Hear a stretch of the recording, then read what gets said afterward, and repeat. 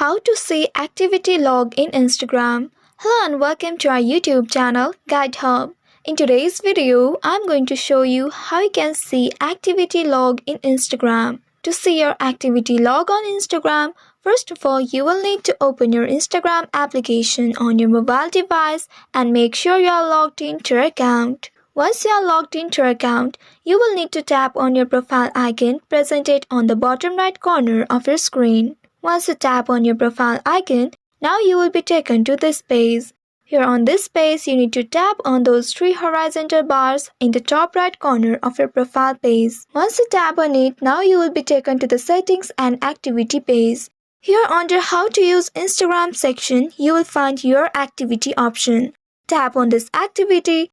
And once you are on your activity page, you will see different categories of activity logs. You can scroll down and find the section you are interested in. Under this how you use Instagram section, you can tap on this time spent option to see the average amount of time you have spent on Instagram each day. Also, by clicking on this account history option, you will see a timeline of changes you made to your account, such as your profile updates, bio changes, etc. By tapping on this recent searches, you will see your history of your recent search queries on Instagram. And under this link history, you will see the external links you have opened from Instagram.